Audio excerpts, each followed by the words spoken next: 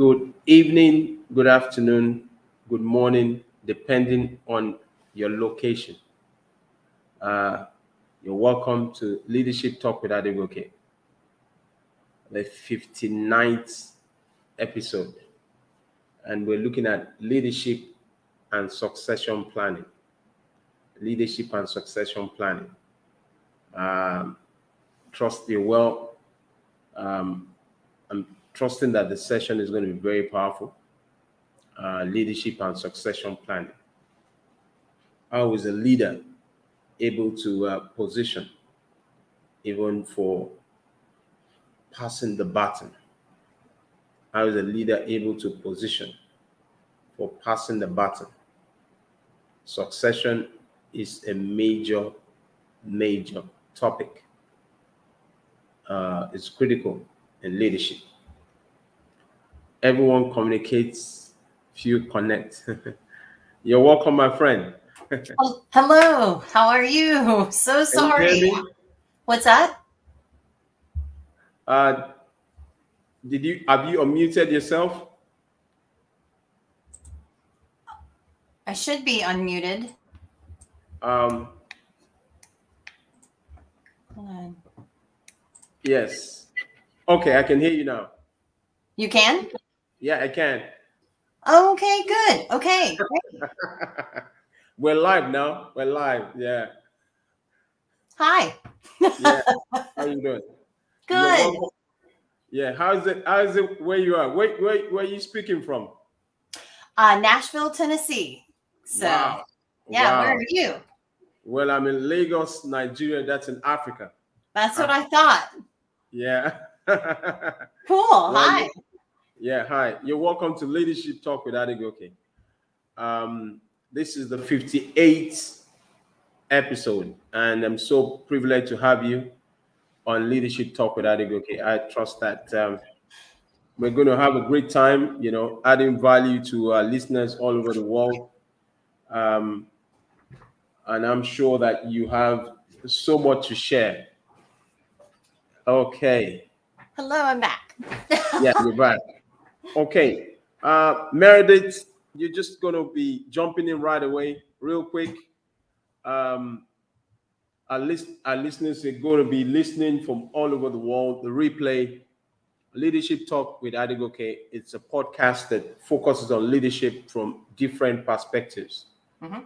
So we have with us on this session, Meredith from Nashville, Tennessee. That's in the USA. All right. So tell us, who is Meredith? Who am I? Well, I am a leadership development trainer and a developer of people. That's really the summary. Yeah, just trying to find the potential hidden in each person and see how we bring it out of them through training or coaching, various things like that. Excellent. Now, I want you to tell us, how did you get into leadership? Yeah, it's a long, winding road. I started out working with, my first job was working in operations in a small company, and I was reporting to he was the operations director, and he thought he was my mentor. So that's what he thought he was, which I thought was so funny, and still do, because as we all know, we kind of gravitate towards people that we want to emulate. And in this case, for me, I didn't necessarily want to be like him. So I was trying to cure the world of people like him. So that's why I looked into some formal classes, but then also got into working more in any leadership capacity that I could get in, whether it was volunteer or intern programs that I managed, because this was a while ago. But I worked my way into companies that were a little larger and had resources for training and development. All right. And by that, I mean, they weren't necessarily just training you how to do the job you were doing today. They were Okay. teaching others how to do the next job. And so that's All the right. role that I came in to teach was, what do you want to be when you grow up? And so, which some people even now don't know. And then also seeing if I could help them in some of those, a lot of people call them soft skills, Yeah. but I call them the money skills because they're the ones that differentiate the people who are doing really well in their career and the people who are struggling. Okay. Excellent. So Excellent. that's kind of the progression. I moved into different roles where I was leading those functions: leadership performance, leadership development, succession planning. And then I moved, now I own my own training business in Nashville and the surrounding areas. So helping companies on the outside. Is it a franchise? It is actually a franchise, yes, of a company called Crestcom. And they, the reason why I did that is I didn't necessarily want to, I had seen their materials. I had actually been a participant in some of their workshops, and I agreed wholeheartedly with their philosophies and the way that they went about it. So last year, actually, in the middle of our lovely pandemic, I became an official franchise for Crestcom. So I have materials and classes and experts that are helping me and backing me up when it comes to design and development. Congratulations. So how do you do your training? Is it virtual or mixed? It's mixed. We do like to do things that are in person, but if that's not possible, which it hasn't been, we have been online.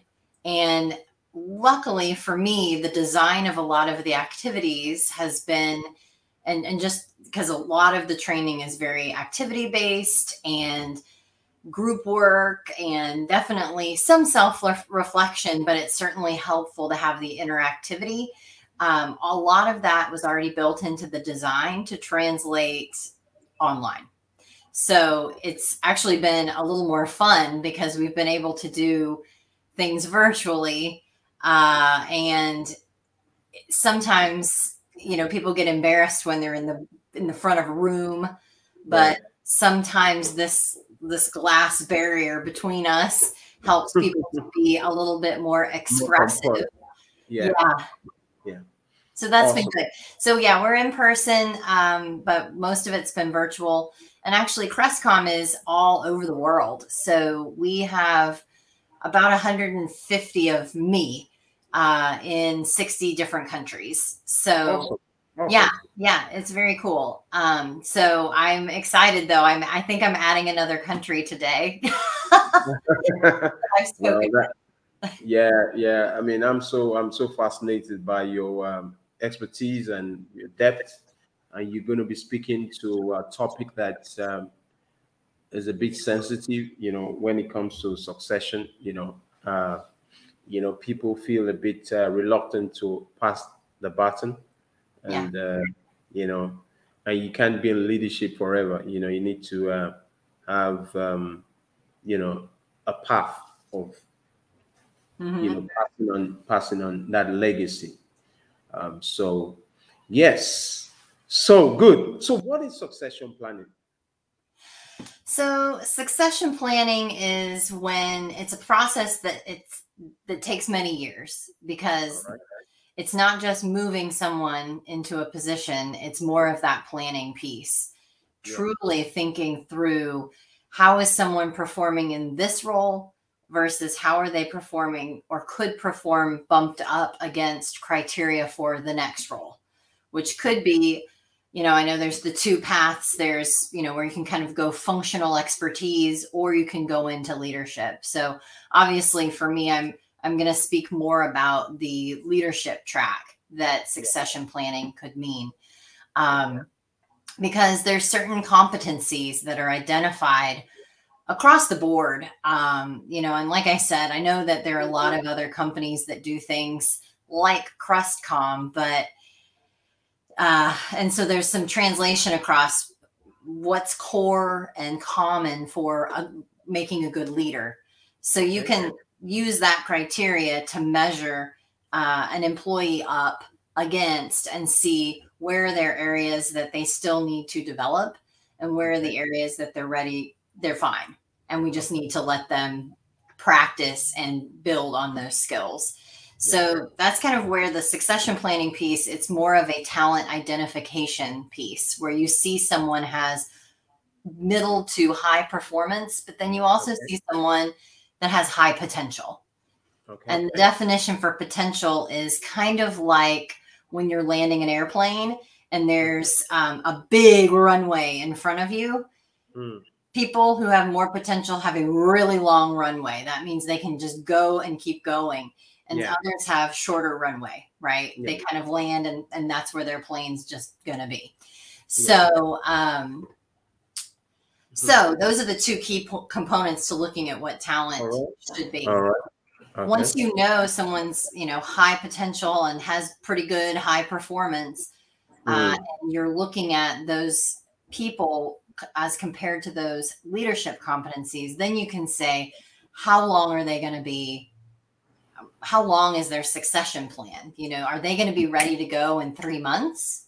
Or are they going to be ready to go in 3 years? And that's going to be a different path of development for those people. Depending on the level of competence? Yes, exactly. And experience, honestly. Sometimes people just need time in role to be ready for the next, right? So even as a leader, they need to walk a mile in someone else's shoes in that position to really be able to take that expertise about the position to when they're a leader of it. So that's pretty key.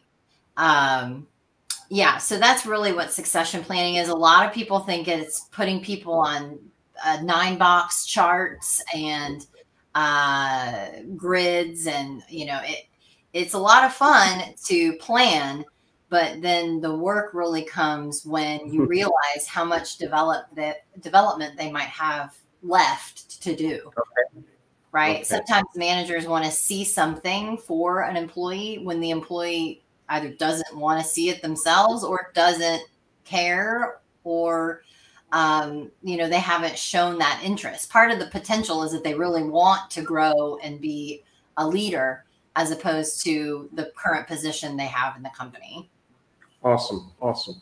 Now tell us, what is the challenge if a leader doesn't have a succession plan, in terms of a strategy for succession planning? Yeah, that's a great question. And it's one I think a lot of folks right now might be looking at because the world changed so quickly. The business world and the big world changed so quickly, and the needs have shifted. So a lot of folks may be saying, man, I'm getting close to either retiring or I want to go do something else with my life. So who's going to take my hard work that I've done here? Who's going to pick up the baton, as you said? And so, what do you do when you don't have someone? Well, you start building someone as fast as possible. Wow. Or you have to hire from the outside, right? Which can be very costly. And you have the chance that you might hire the wrong person, right? Who doesn't have all the institutional knowledge, who doesn't have, so, being very clear on what you're looking for, seeing if there's anyone internal that might fit the bill, and might fit the bill within 3 months to 6 months. It could be a year. And then that leader knows, okay, in about a year, I'll feel pretty good turning it over. But sometimes companies don't have that kind of lead time, right? Someone decides I'm leaving and I'm giving my notice, and maybe they give you a month, which would be great.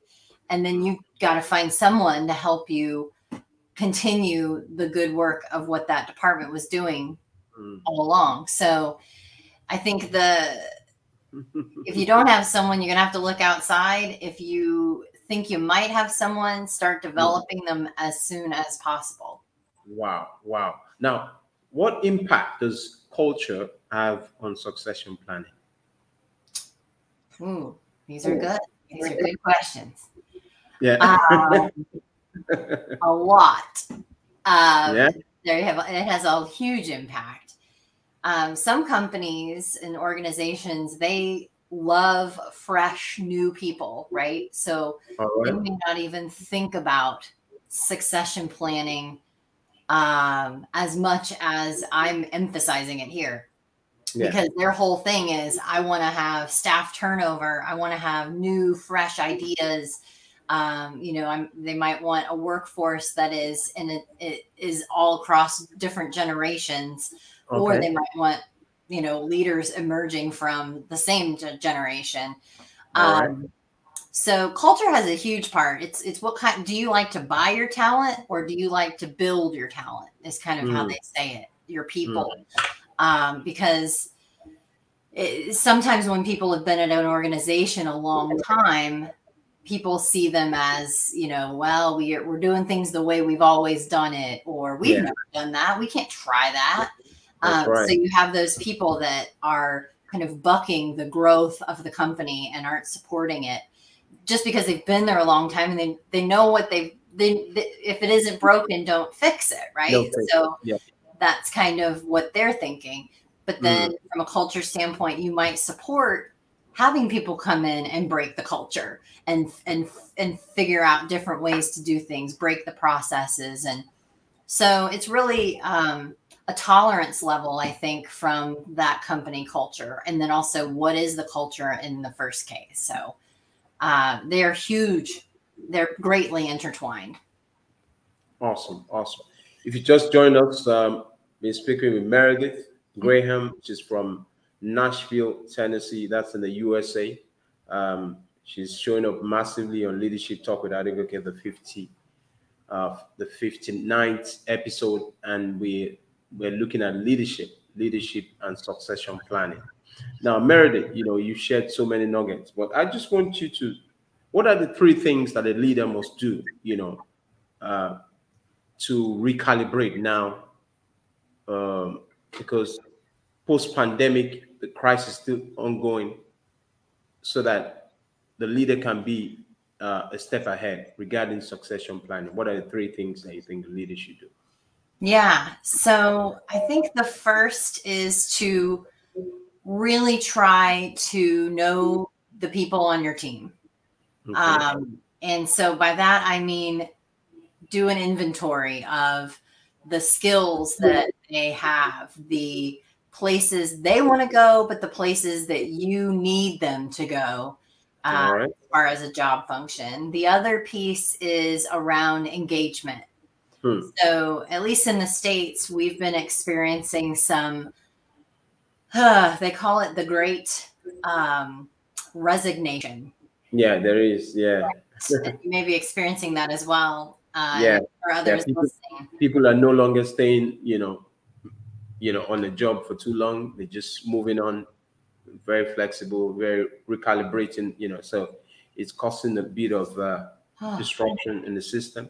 Very much. So I think the piece around knowing your people, so you know, if you can tell when someone's thinking of, you know, they're kind of itching in their job. I want something different, or I think I need a different position in this company.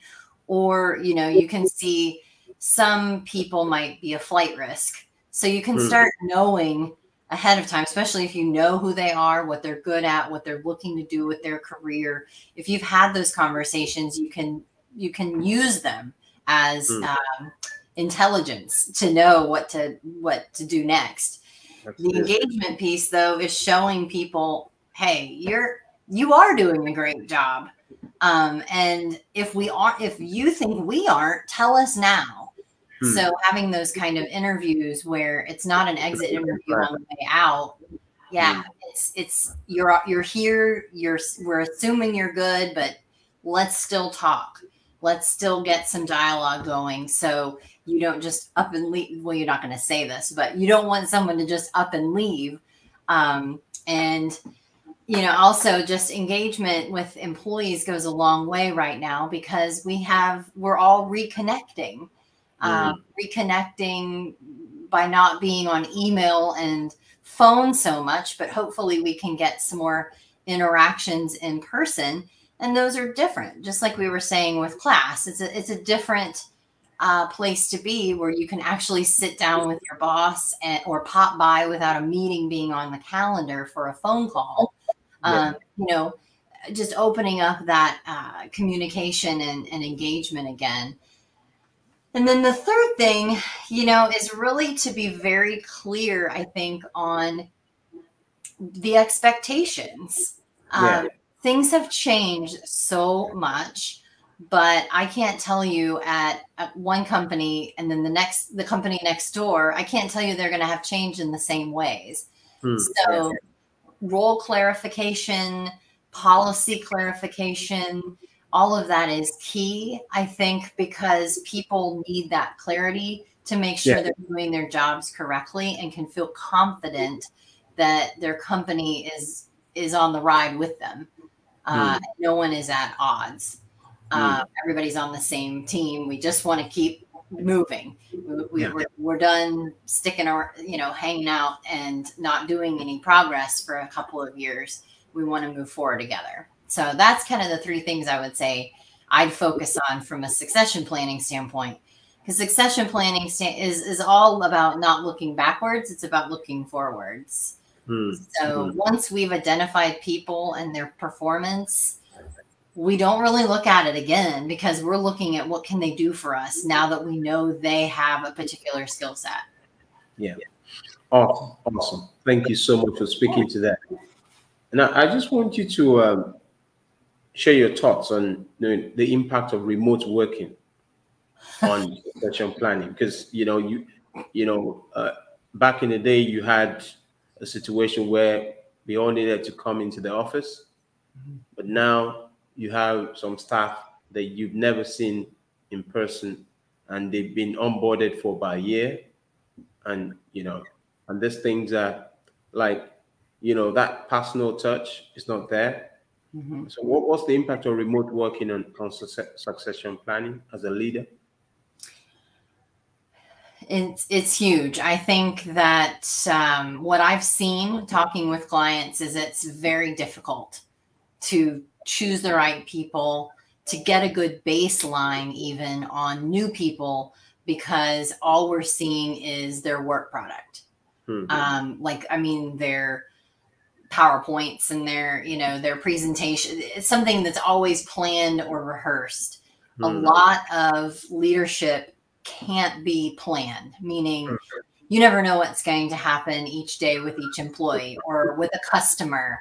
And you're accountable regardless. You're the leader. So it's difficult to see people in those real life scenarios to see how are they going to handle that and how are they not. Yeah. However, there is a way, through training and through, skills practice, role play, where you can get an idea of what someone would say, how would they react. So there's some of that can still take place, where you can get some information on how someone might perform in a higher role. Okay. I'm definitely not going to say that it is the same as it was before. I think that there will be a few more missteps when it comes to promoting the right person. Because when you're in the room with someone, and I feel like I'm in the room with you, but it's where there's time where we're on, and then there might be time when we are just talking on the side, and we're not on in a meeting, and you get so much more information from someone informally sometimes than formally. Yeah, that's so right. That's the part that's missing, because if there isn't a call on the calendar, a lot of people won't pick up the phone and just say like, hey, how's it going? Or what'd you think about that meeting? Or give me your thoughts on this. They're just going to go to Google, or they're going to go and tell their husband or wife about it. And then but what are they going to do? You know, so it's really like we've lost some of that informal opportunity to learn about people. Going out for lunch together, you know, even as a group. Yeah. Yeah. Where you find like it's not just what a lot of people present at work isn't always who they only are. There's so much more that encompasses a person that they bring to the table than just what might be able to be emailed or presented, or you know, the metrics, how fast someone does their job, that kind of thing.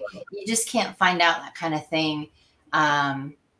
You know, the good stuff, I would say, you know, how do they communicate? How do they decision make? How do they come to the conclusions they do? What's their thought process? Instead, a lot of it is, did you make a decision and what is it? Let's move. So yeah, it's very different. And I think that's an area that concerns me, honestly, about moving forward and what we're going to get in leadership positions over the next 5 years. Do you think the COVID has helped for people to really, you know, have a long-term in terms of planning? I hope they've used their time wisely. We'll say that. Because there's certainly been a pause button that was hit, where I think there's been, well, we've seen, you know, there's less output for some companies, less profit. And now, just like when you're trying to do the same amount of work with less, it's the same kind of thing where you have to try and do the same amount of work with the same people, but a different kind of criteria for what success looks like. Some companies have said, I don't care. I'm training people just as it was. We're going to have downs and ups in our business cycles. We're counting this as a down, but we can't not develop people, or we can't not continue processes as normal as possible. Others have said, oh, well, we haven't trained a single person since 2018. And they're like, because, I mean, look at all we have all this stuff we're dealing with. But it's a pretty lame excuse, in my opinion, because that's kind of created. You are on the other side of the aisle, you know. So for a business, you know, one of the things to do once there's a crisis is they contain cost in the area of training, in the area of development. So, you know, the seats has been, you know, sentimental, even if their staff require new training, because now we have to adapt, you know, because before it was in person, now it's virtual, and virtual has its own challenges. You know, remote working has its own challenges. So it's a very fluid situation, you know. But we're adapting. We're adapting. I hope we are. I think we are. I do think, though, there's some, you know, it's almost like if we stopped, like in the States, we have our public education system. Like if we just stopped sending our kids to school and they just didn't learn a single thing for 3 years, 2 years. And then we put them right back and said, okay, go back to the way you were. We haven't done anything with you for 2 years, but now you're 7, so you're supposed to be writing and reading, and you're not doing any of that. Oh, we stopped that because you didn't go to school since kindergarten. Okay, when you were 5 years old. So it's one of those things where it's the same kind of idea with especially certain folks that just joined the workforce. They were on a trajectory to move into certain roles, and now there's been a little bit of a setback. Because all they've been told to do is, you know, get the job done so we can keep the lights on and the doors open and not have any, you know, loss of revenue. But they will experience loss of people, which might translate to revenue anyway. So, awesome. You know, I mean, we can go on and on, you know, but I know I'm kind of a downer when I talk about that kind of stuff, but I want to be very realistic too, because no, it's okay, Meredith. I mean, it's okay, okay. there's some challenges coming. Yeah. Yeah, but you've done very well. This is Leadership Talk with Adegoke. I've been on the podcast with Meredith from Nashville, Tennessee. She's showing up, speaking to leadership and succession planning. I just have 2 more questions for you. Now, you speak so well, so deep, and do you have mentors? I do. I have business mentors, personal mentors. My father is a business owner as well. And so Okay. I look to him.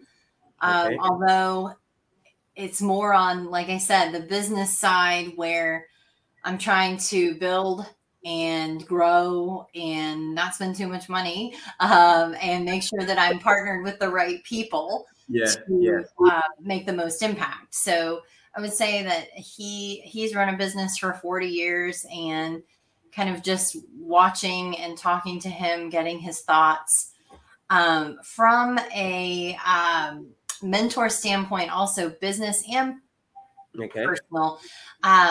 Back in my graduate program, which has been 16 years ago, one of my professors was, I've kept in touch with her for years and years and years. And awesome. She became the dean of the Vanderbilt University Peabody College. And she ran several human resource departments in hospital systems here. She's also gone out on her own as well and done some coaching, but she's someone that very early on I could see myself in her, where she's driven, wants to, is comfortable making decisions, doesn't waver, and she knows her stuff. So for me, having touch points with her, gauging her opinion on certain things. She's heard me talk about leadership, succession, these kinds of things. And, she's poked holes in some of what I've said, and I've changed based off of what she's told me and her experience. So her name's Dale Savage. It's kind of an odd last name, Savage. Yeah, but she is a definite mentor of mine who is, we speak all the time. So I text her, which I think is the value, the mark of a really deep relationship when you get to text people. I know. That's very intimate stuff. That's right. There you go. But it's good, mentors, they help us to see clearly, have some clarity, because sometimes it can be very fuzzy and you could be overwhelmed. So there's always that person you can reach out to and gives you some stability as well. So well done, well done. It's interesting. I challenge myself constantly because I don't have a mentor that I would say, or someone that I'm looking to that's on the New York Times bestseller list. I'm a skeptical person, and so I almost looking out for those, and I want to see what happens in the end. Like with what they've said, I kind of want to follow them, but not buy into it so much that's the only you have an independent mind. Well, or very cynical and very skeptical. But I've just worked with a lot of leaders and people over my time, and sometimes you think, oh well, they aren't who I thought they were. I know. I did a session, just before this session on leadership and bias. It would be nice for you to listen into it. I will, definitely. Yeah, leadership and bias. A lady from Australia, Brown Williams, and she was saying that the unconscious bias, before you meet someone, or even based on past experience, you use it to relate to that person, and sometimes we can lose, that touch. That's something very critical, because you're holding on to so much, you know. Well, there's saying you don't meet your idol, right? Yeah. Because once you do, you're like, oh, I don't know if they do walk the talk that they've been saying all these years, but they're human. I mean, that's the other thing, is they're human. They're not going to be perfect, and everything's conditional, but it has been hard for me to identify a book or a speaker or someone that. I know, that's fine. So you're a combination of so many things. It is. And it's a journey, you know, so which is a good thing. Now, so if our listeners want to reach out to you, how do they reach out to you? Oh, email is always good. It's meredith.graham@crestcom. So that's CRESTCON or m.com. Or, I mean, if, like I said, if people want to call me, text me, feel free for that as well. And LinkedIn, I'm on LinkedIn. Okay, that's good. Facebook, you know, all the things. Okay, so are you Meredith Graham on LinkedIn, or is it Crestcom, or? Sure. Yeah, it's under my name. And it is, if you look Meredith D. Graham, it's me, but I think Meredith Graham will also come up with it as well. Message me. I'm on there all the time. It's a lot of my business development that I do is through LinkedIn. So feel free, chat. Let's get a conversation going. I love it because people will get on LinkedIn at all times of day and night. So it doesn't matter whether you're across the world from me. I can get on there. Awesome. You know, I'm so delighted to have you on this podcast, and you know, we made it happen, and you've spoken so deeply, so passionately about succession planning.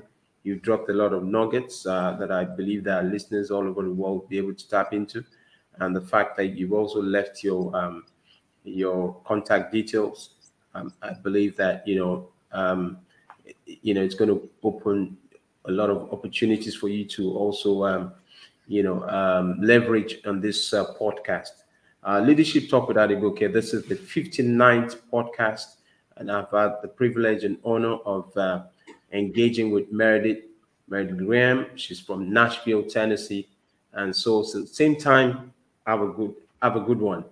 Thank you, everyone. Bye. Thank you. Wow.